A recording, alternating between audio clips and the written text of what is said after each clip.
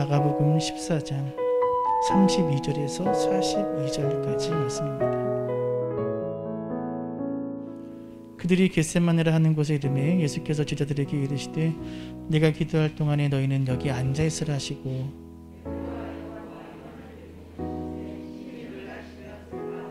말씀하시되 내 마음이 심히 고민하여 죽게 되었으니 너희는 여기 머물러 깨어 있으라 하시고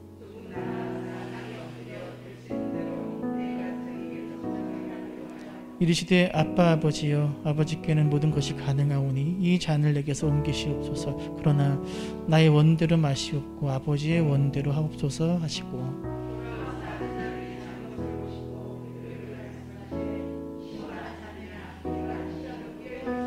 시험에 들지 않게 깨어있어 기도하라. 마음에는 원이로되 육신이 약하도다 하시고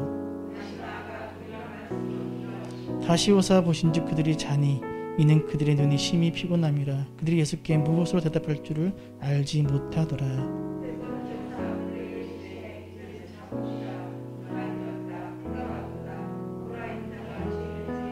같이 있습니다. 일어나라 함께 가자. 보라 나를 파는 자가 가까이 왔느니라. 아멘. 할렐루야. 오늘은 제가 방황했던 과거의 이야기를 다시 한번 들려드리는 것으로 설교를 시작하고자 합니다. 고등학교 3학년 때 하나님을 부인하고 교회를 떠났던 저는 군대에서 하나님을 인격적으로 만났습니다. 그래서 제대를 하고 3학년까지 다녔던 일반 대학교를 자퇴하고 신학을 하기로 결심했습니다. 총신대학교 신학과를 목표로 시험을 준비했죠. 주위에서는 말렸어요. 왜냐하면 자퇴는 저의 의지가 이제 담긴 거기 때문에 복학이 안 되거든요. 그래서 그냥 휴학을 하고 시험 보면 되지 않느냐. 저는 이제 돌아갈 다리를 이제 불태우는 거죠. 배수의 진을 치고 시험을 준비해서 총신대학 신학과를 가서 목회자가 되기로 결심한 거죠. 그렇게 27의 나이에 수능 시험을 보았습니다. 근데 시험을 보고 나서 문제가 생긴 거예요. 시험을 너무 잘 본 겁니다. 그 1997학년도 수능이 역대 최고의 불수능이라고 불리는 가장 어려웠던 수능으로 유명합니다. 학생들 모의고사 점수가 막 30-40점, 모의고사에 비해서 떨어졌던 역대 가장 점수가 낮은 수능 시험을 기록했던 때가 1997학년도 수능이거든요. 다 그냥 떨어졌어요. 저는 40점이 오른 거예요. 모의고사에 비해서. 원서를 쓰려고 이제 학교에 갔는데 모교를 선생님들이 막 몰려드는 거예요. 점수 잘 봤다고 막 축하한다고. 그러자 총신대 학교를 가고자 했던 제 마음이 이제 변한 거지요. 총신대를 가기에는 점수가 너무 아까운 거예요. 그래서 목표를 바꿨어요. 가군, 나군, 다군 3번을 볼 수 있는데 가군은 서울대학교 종교학과, 나군은 연세대학교 신학과, 다군은 총신대학교 신학과. 이렇게 감사하게도 가나다 분리가 되어 있더라고요. 서울대학교 종교학과는 지원 가능 점수였고요. 연세대학교 신학과는 합격 안정권. 총신대학교 신학과는 뭐 최상위권이었고요. 어디를 제가 가고 싶었을까요?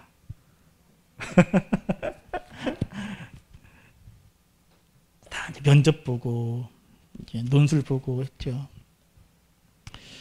결과는 보시다시피 서울대 떨어지고 연세대 떨어지고 총신대만 붙은 거예요.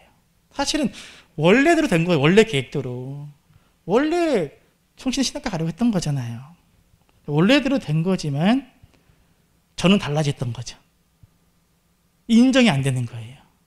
이 점수가 서울대 지원 가능한 점수였는데 연세대? 난 지금 여기 사당동이 아니라 신촌가 있어야 되는데 방황이 시작됐습니다. 1년 반을 방황했어요. 1년 반을. 그래서 거기 총신대학교에서 고개를 넘어가면 숭실대가 있잖아요. 숭실대에 가서 이제 술집 가면 총신대 학생이 모여 있어요. 이제 방황하던 애들이 모여 있어요. 그래서 아빠가 목사라서 억지로 온 애들. 그리고 인서울. 인서울 아무나 쓰는 거예요. 인서울. 총신대 인서울이니까 모르고 온 거죠. 와보니까는 뭐 이거는 신학교잖아요. 그렇게 온 애들. 또 제가 기억나는 건 이제 남자 꼬시러 온 여학생이 있어요. 남자 꼬시러 온. 되게 예뻤어요. 그런 애들이 저랑 같이 모여서 그냥 우리는 여기 있을 애들이 아닌데. 아주 개차반이었죠. 1년 반 동안 수업은 뭐 제대로 듣지도 않았고 그 매일같이 예배를 드리는데 채플이 있는데 저는 자요. 이렇게 전 잤어요.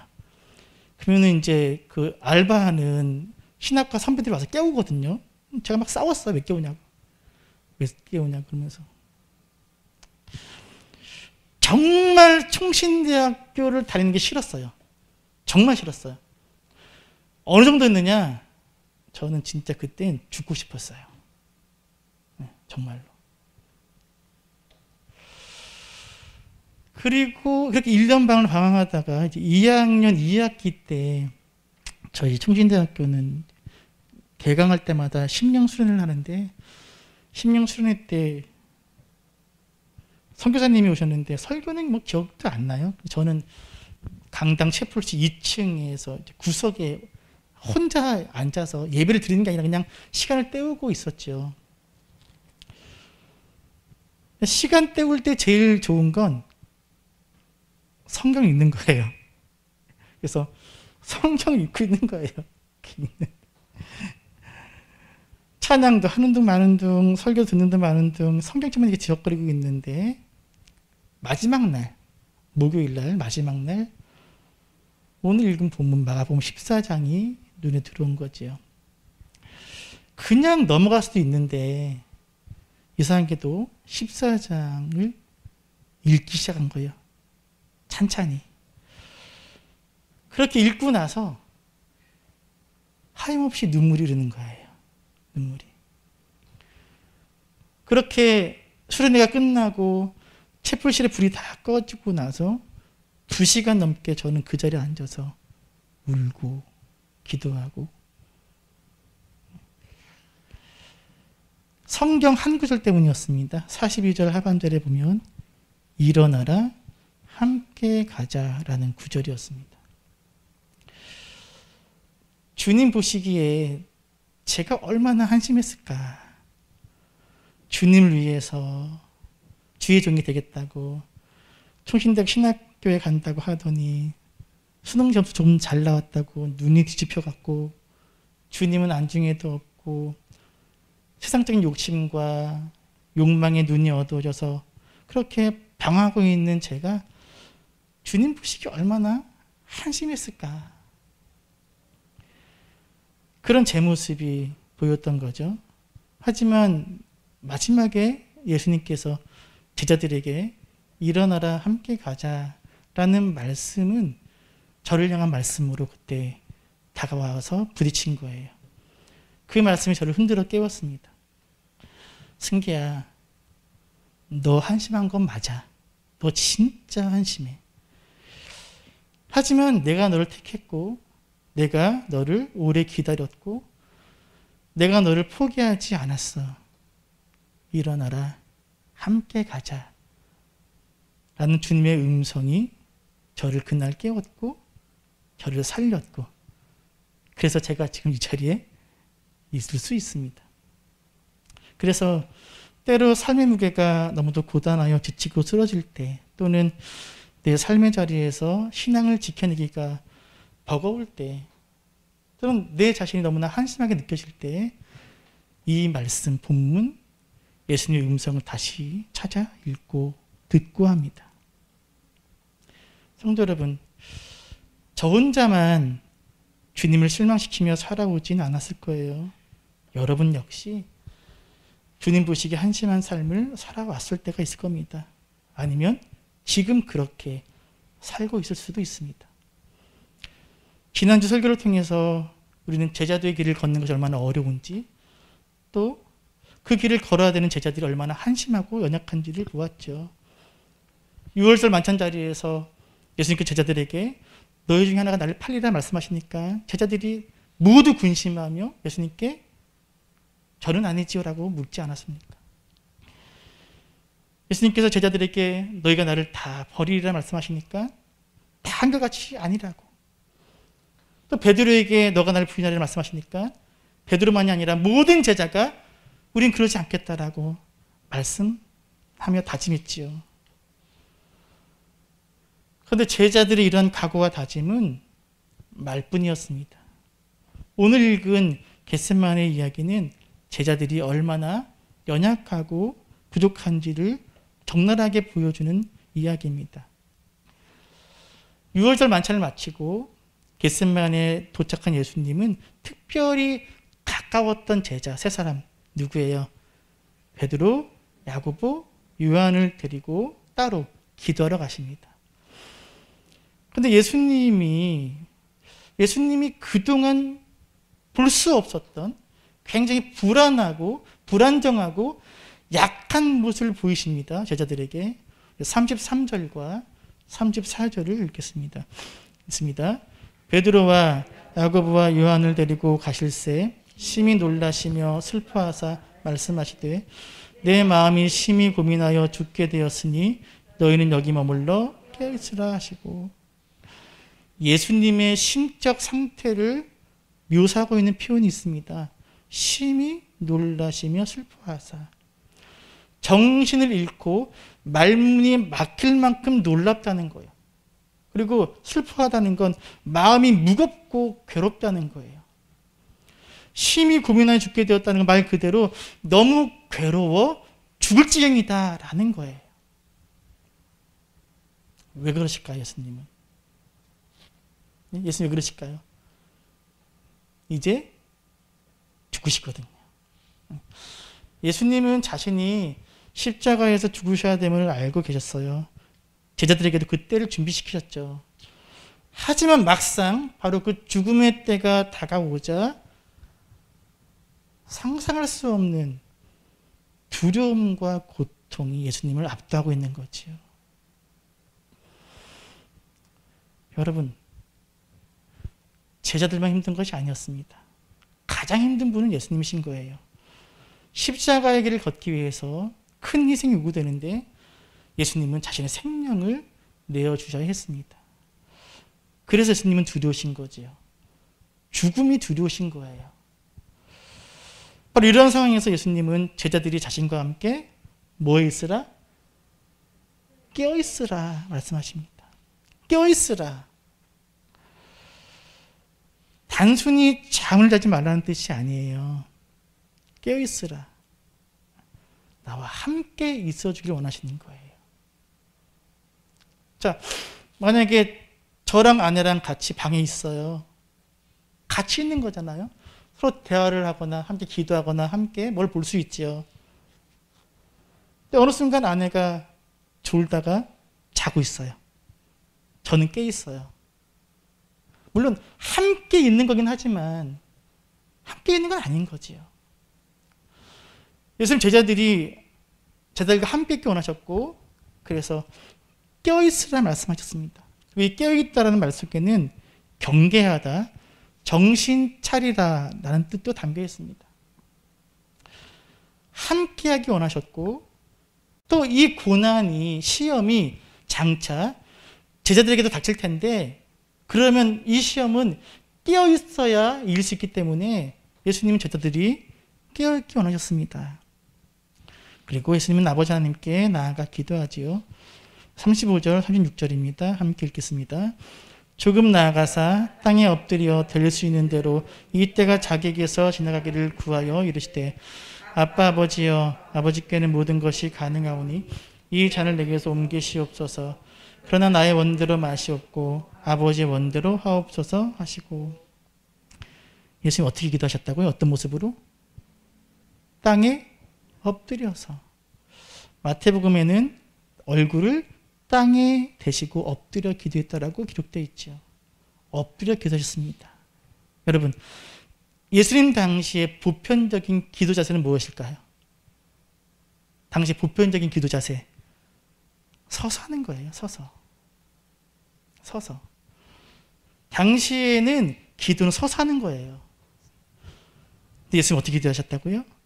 엎드려서 땅이 얼굴에 닿도록. 그만큼 절박하고 간절하게 기도하셨다는 거지요. 예수님 이 기도를 통해서 우리는 예수님께서 얼마나 죽음을 피하고 싶어 하셨는지를 알 수 있지요. 뭐라 기도하시죠? 이 잔을 내게서 옮기시옵소서. 이 잔이 뭔데요? 이 잔. 죽음이지요. 예수의 죽음.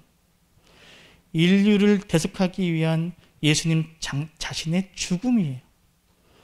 그 잔을 할 수 있다면 옮겨달라는 거예요. 예수님은 당신의 사명이 무엇인지는 알고 계셨어요. 얼마나 중요한지 알고 계셨습니다. 하지만 안다고 해서 감당할 수 있는 건 아니거든요. 완전한 인간으로 오셨기에, 우리와 같은 성정을 지닌 인간이셨기에 예수님은 죽음을 피하고 싶으셨습니다. 이 잔을 내게서 옮기시옵소서. 쉽게 말하면 뭘까요? 나는 죽고 싶지 않습니다, 아버지. 나는 살고 싶습니다. 여러분, 아버지 뜻은 뭐죠? 아버지 뜻은? 하나님의 뜻은? 죽는 거예요. 예수님은요, 살고 싶어요. 이 순간만큼은 예수님과 제자들이 별반 다르지 않아요. 예수님도 연약해요. 십자가의 대속적 죽음이라는 하나님의 뜻을 거부하고 피하고 싶은 예수님의 마음이나 예수님을 배반하고 싶고 부인하고 싶고 도망치고 싶은 제자들의 마음이나 그 결은 같은 거예요.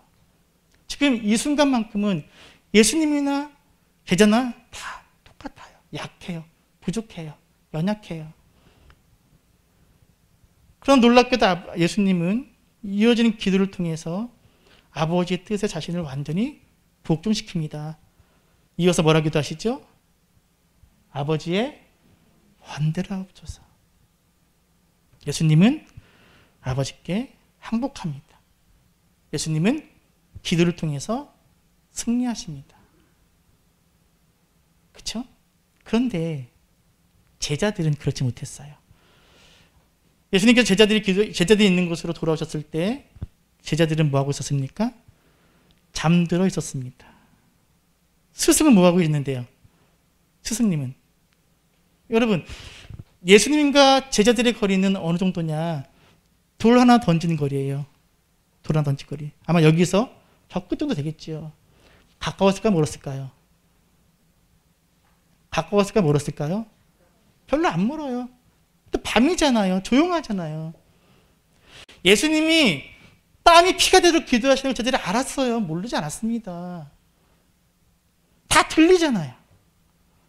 예수님이 얼마나 괴로워하시는지 다 들리는데 저들은 뭐하고 있었다고요? 참.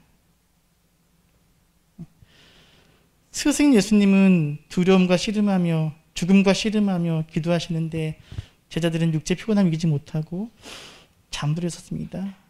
분명히 아까 가시기 전에 뭐라고 그러셨죠? 뭐에 있으라? 깨어있으라 말씀하셨는데 당연히 예수님은 무척 실망하십니다. 베드로를 꾸짖는 말씀 속에 예수님의 실망이 담겨 있습니다. 37절입니다. 읽겠습니다. 돌아오사 제자들이 자는 것을 보시고 베드로에게 말씀하시되 시몬아 자느냐? 내가 1시간 또 깨어있을 수 없더냐? 시몬아 자느냐? 1시간 깨있는 것이 그렇게 어렵냐? 잠이 오냐? 하고 베드로를 꾸짖습니다. 보시면 예수님은, 자 보세요. 예수님은 베드로를 베드로라 부르지 않으시고 뭐라 부르시죠? 시몬아. 당신이 지어주신 이름을 부르지 않으시고 원래 그의 이름 부르십니다. 왜 그럴까요? 네? 왜요? 실망하신 거지요. 베드로의 뜻이 무엇이죠? 반석. 너의 지금 모습이 뭐 같지 않다. 내가 너에게 지어준 베드로답지 않구나. 너는 지금 내가 너를 부르기 전 그때 그 모습, 시몬의 모습이구나. 실망하시면서 베드로가 아닌 시몬이라 부르십니다. 그만큼 예수님이 실망하신 거예요. 이런 뉘앙스입니다. 평소에는 제가 딸 민주한테 민주야 부르잖아요. 화나면 뭐라 부르죠? 야! 하듯이 예수님은 베드로라 부르고 싶지 않으신 거예요. 너무 화가 나신 거예요. 실망하신 거죠. 베드로에 걸맞지 않은 모습을 보이고 있다는 거예요. 특히 베드로는 조금 전에 6월절 만찬 때 또 그리고 다음에 뭐라 그랬죠? 난 다 예수를 버릴지라도 나는 버리지 않겠다고 다짐했던 베드로 아닙니까? 더 화가 났죠, 베드로는. 그러나 우리 착한 예수님은 화를 꾹꾹 참으면서 제자들에게 말씀하십니다. 38절입니다. 읽습니다. 시험에 들지 않게 깨어있어 기도하라. 마음에는 원이로되 육신이 약하다 하시고, 이번에는 단지 깨어있는 것에 머물지 않고 뭐라고 말씀하시죠? 기도하라. 깨어있는 것에 기도하라는 말씀을 덧붙이십니다. 왜요? 기도해야 깨어있을 수 있기 때문이죠. 기도해야 시험에 들지 않을 수 있기 때문입니다. 예수님은 제자들의 마음을 만져주십니다. 자, 마음에는 원이로되 육신이 약하도다. 베드로야, 야고보야, 요한아, 너희가 나와 함께 있고 싶어하는 그 마음 내가 알아. 근데 그 너희의 마음이 너의 육신을 이기지 못하고 있구나. 응? 그래, 피곤하지? 이렇게 달래주시는 거지요. 예수님은 제자들에게 깨어 기도라고 말씀하시고 다시 기도하러 가십니다. 근데 예수님이 두 번째 다시 돌아오셨을 때 제자들은 뭐하고 있었습니까? 또 잠이 들어 있었어요. 40절입니다. 있습니다. 다시 오사 보신즉 그들이 자니 이는 그들의 눈이 심히 피곤함이라. 그들이 예수께 무엇으로 대답할 줄 알지? 눈이 심히 피곤하다. 눈꺼풀이 내려감기는 모습을 그려준 단어예요. 너무 피곤한 거지요. 자, 예수님이 어떠셨을까, 기분이? 예? 아까 첫 번째보다 화가 더 났을까요? 아니면 화가 좀 덜 나셨을까요?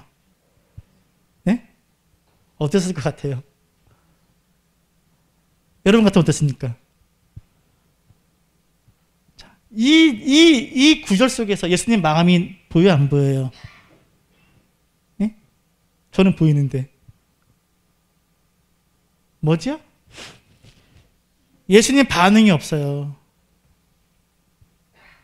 여러분 진짜 화나면 어떻게 하죠? 진짜 무서운 게 언제죠? 아무 말 안 할 때예요. 아까랑 달라요. 아까는 예수님 말씀하시고 제자들은 대답하지 않았는데 이번엔 제자들이 이야기하죠. 제자들이 어떤 상태라고요? 무엇으로 대답할지를 모른다. 유구무원. 어떨지 몰라 합니다. 예수님은요? 아무 말이 없으십니다. 아까와 달라요. 예수님은 더 화가 나신 것 같아요. 그래서 아무 말도 하지 않으시고 제자들에게 다시 기도로 가십니다. 다시 이제 세 번째로 제자들에게 돌아오십니다. 41절입니다. 읽습니다. 세 번째 오사 그들에게 이르시되 이제는 자고 쉬라. 그만 되었다. 때가 왔도다. 보라 인자가 죄인의 손에 팔리니라. 자, 질문 하나 할게요. 예수님께서 세 번째 기도를 마치시고 제자들에게 돌아오셨을 때 이 세 번째 제자들은 자고 있었을까요? 깨어 있었을까요? 네? 자고 있었다? 깨어 있었다? 예수님 뭐라 말씀하시죠? 이제는 자고 쉬라. 만약에 자고 있었다면 어떻게 했을까요? 자고 있었다면 일어나 나거나 또 자 이랬었는데 이제 뭐라고 하시죠? 이제는 자고 쉬라. 자고 있는 제자들을 깨운 다음에 자고 쉬라 하진 않으실 거 아니에요. 그러니까 예수님 말씀만 보면 이번에는 깨어 있었던 것으로 보여요. 예. 더구나 여기에는 제자들이 잤다거나 졸았다는 표현이 없잖아요. 하지만 아니에요. 세 번째에도 제자들은 여전히 자고 있었어요. 근데 개역성경은 이제는 자고 쉬라고 되어 있지만 사실 이 번역은 약간 잘못된 번역입니다. 우리 개역성경이나 NIV를 비롯한 몇 개만 이렇게 번역하지 대부분 이렇게 번역하지 않습니다. 자, 이 번역은 무엇으로 번역하느냐? 자, 하나 내려줄래요? 응? 자, 뭐라고 되어 있다고요? 아직도 자고 있느냐? 아직도 자고 있느냐? 이 번역이 더 정확하고 문맥상 자연스럽습니다. 제자들은 여전히 자고 있었어요. 첫 번째도, 두 번째도, 세 번째도 기도는커녕 깨어있지도 못했다는 거예요. 예수님의 실망이 얼마나 컸을까요? 여러분, 예수님이 제자들을 참 많이 사랑하셨어요. 그래서 요한복음에 보면 예수님께서 마지막 만찬 때 제자들에게 얼마나 말씀 많이 하십니까? 그 뭐라고 표현되죠? 저게 요한복음에 이들을 끝까지 사랑하신다고 말씀하시죠. 결국 제자들이 연약하고 무지했지만 예수님은 제자들을 정말 많이 사랑하셨습니다. 그래서 십자가 죽음 앞에 선 예수님은 당신이 사랑하는 제자들과 함께 있기 원하신 거예요. 호스피스 아시죠? 많은 사람들의 그 죽음의 순간을 옆에서 이렇게 도와주는 호스피스들이 있습니다. 그 호스피스 분들의 얘기를 들어보면 임종의 순간, 그 생명의 빛이 꺼져가는 그 순간 그 사람의 아내 또는 남편, 자녀들이 그 사람의 귀에 대고 계속해서 뭐라고 얘기해 주라 그래요. 뭐라고 얘기하라 그럴까요? 네? 만약에 지금 이제 임종을 앞둔 사람이 아빠라면, 남편이라면 뭐라고요? 사랑한다고. 네? 당신은 좋은 남편이었다고. 아빠 사랑해요. 그 임종을 앞둔 그 마지막 빛이 쓰러져가는 그 사람의 귀에 계속해서 사랑한다는 말을 해주라는 거예요. 사랑한다고. 왜요? 그 상상할 수 없는 그 죽음의 두려움, 그 마지막 고통을 견디고 이기는 힘이 바로 거기에 있다는 거예요. 사랑하는 사람이 내 곁에 있다는 것. 예수님도 마찬가지였습니다. 예수님도 그 죽음의 두려움 앞에서 사랑하는 제자들이 당신과 함께 깨어있고 함께 기도하고 함께 공감하기 원하셨던 거예요.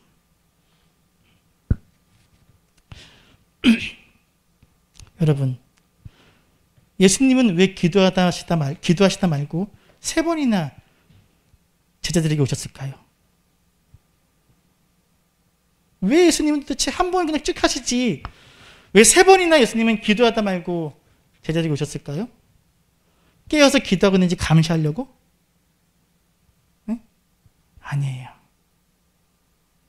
십자가를 앞에 두고 너무나 외로우셨기 때문이에요. 우리가 죽음을 두려워하는 가장 큰 이유가 뭡니까?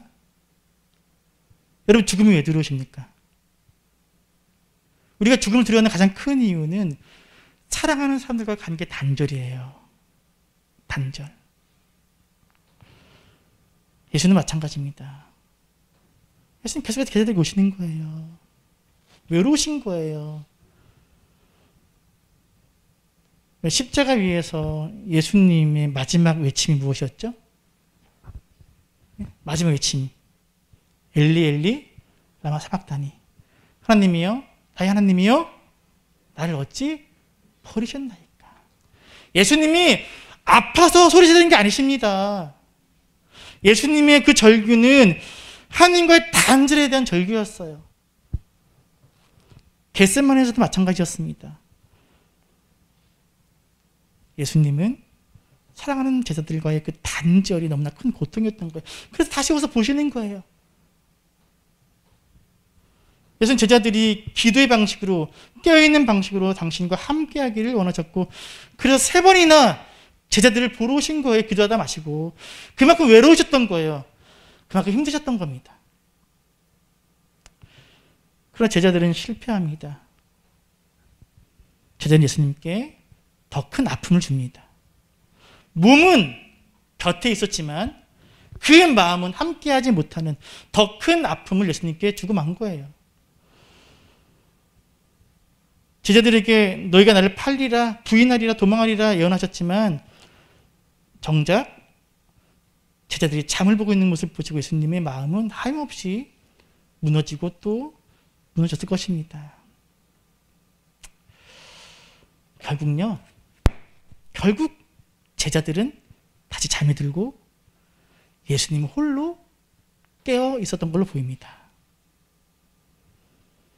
그렇게 얼마 시간이 지나지 않아서 저 멀리 산 아래에서 횃불 여러 개가 마치 뱀이 꿈틀대듯이 횃불이 올라옵니다. 누가 오는 거죠? 예수님 팔자들이 오르는 거죠. 바로 그때 예수님은 제자들에게 말씀하십니다. 42절 앞부분 읽겠습니다. 일어나라, 함께 가자. 할렐루야. 뭐 하라고요? 일어나라. 뭐 하자고요? 함께 가자. 일어나라. 함께 가자. 사실은요, 얘네들, 제자들 없어도 돼요. 예수님 잡히실 때 같이 잡힌 제자가 있습니까? 없어요. 예수님 혼자 가셔도 돼요. 달라질 건 없습니다. 예수님 알고 계십니다. 다 알고 계시는 거예요. 하지만 뭐 하자고요? 뭐 하라고요? 일어나라, 함께 가자 말씀하십니다. 마치 전쟁터에 선봉을 나서는 장수처럼 예수님 제자들을 일으키시고 제자들을 이끄십니다. 이 못난 제자들을 부인하지 않으시고, 이 연약한 제자들을 버리지도 않으시고, 이 한심한 제자들을 포기하지도 않으시고 그들을 일으키시고 이끄십니다. 예수님의 말씀은 1차적으로는 제자들에게 주신 말씀이지요. 예수님과 함께 깨어있지 못하고 기도하지 못한 연약한 제자들, 얼마 있지 않아 예수님을 버리고 도망치고 부인할 제자들, 이렇게 못난 제자들이지만 예수님은 이 제자들을 다시 일으켜 함께 가야 하는 존재임을 알려주고 계십니다. 버리고 부인하고 도망할지라도 다시 일어나 함께 이 길을 걷자는 예수님의 초대인 거예요. 또 이 말씀은 이 마가복음에 쓰여질 당시에 극심한 고난과 박해 가운데 있던 교회와 성도를 향한 말씀이기도 합니다. 이 마가복음에 쓰여질 당시는 이 당시 교회와 성도들이 이 황제 승부로 인해서 극심한 고난과 박해 가운데 있었습니다. 그래서 그들은 언제든지 예수님 부인할 준비가 되어 있었고 예수님을 버릴 준비가 되어 있었습니다. 사실 주님은 교회와 성도들에게 말씀하십니다. 일어나라, 함께 가자 그 말입니다. 이 말씀은 극심한 박해와 고난 가운데 있던 그 신앙과 믿음이 흔들리던 교회와 성도들에게 큰 위로와 힘이 되었을 것입니다. 또 이 말씀은 오늘 저와 여러분을 향해 주시는 말씀입니다. 코로나19가 지금 거의 좀 있으면 2년 정도 되는데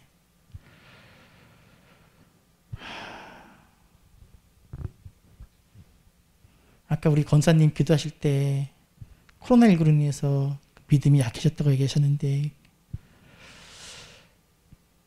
코로나19 뭐 이렇게 교회가 흔들리고 우리들의 믿음이 약해지고 그럴지는 몰랐을 거예요. 주님은요, 깨어있지 못하고 잠들어 있는 저 여러분에게 오늘 말씀하십니다. 뭐라고요? 일어나라, 함께 가자. 지지리도 못난 모습을 살고 있다 할지라도 주님 우리를 일으키시고 이끄십니다. 땀이 피가 되도록 기도하는 주님 곁에 잠들어 있던 제자들, 그 부족하고 자격 없는 제자들을 부인하지도 버리지도 포기하지도 않은 주님의 그 사랑이, 일어나라 함께 가자고 말씀하신 주님의 그 사랑이 오늘 저 여러분에게도 부어지고 있음을 믿으시기를 바랍니다. 그리고 그 사랑을 품으십시오. 그 말씀에 순종하여 잠들어 있는 그 자리에서 일어나 주님과 함께 주님의 길을 걸어가시기를 바랍니다. 방황하던 저에게 길을 찾게 하고 잠들었던 저를 깨우고 살렸던 이 주님의 음성이 여러분을 깨우고 일으키고 살리는 주님의 음성이 되기를 간절히 소망하며 축원합니다.